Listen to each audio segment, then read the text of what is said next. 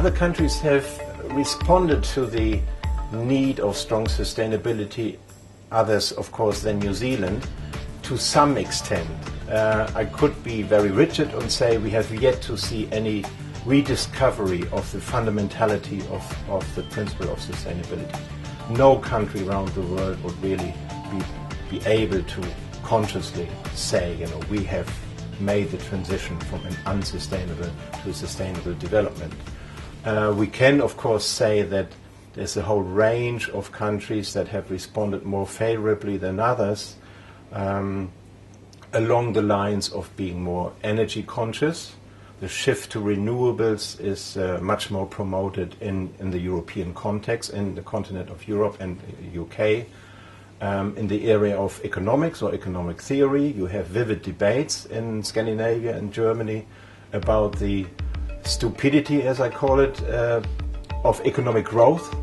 You know, it really dawns in sort of wider circles among German society, for example. Quite recently a survey was conducted about those fundamental questions.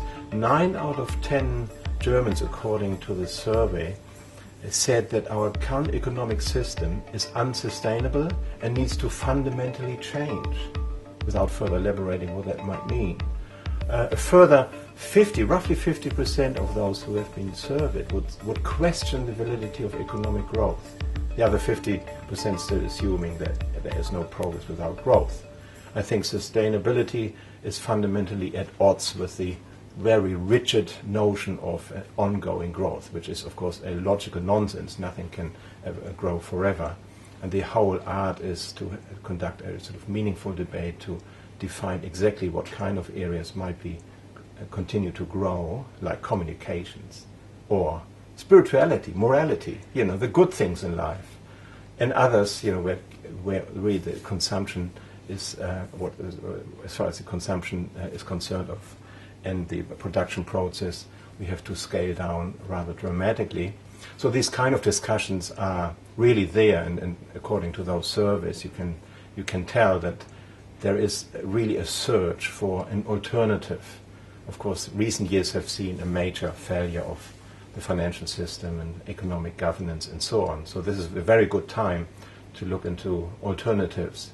So in short, I'd say in a number of areas of a number of parts of the world, you have an increased awareness of the fundamentality and really the importance of sustainability, which you wouldn't have had some 10, 20 years ago.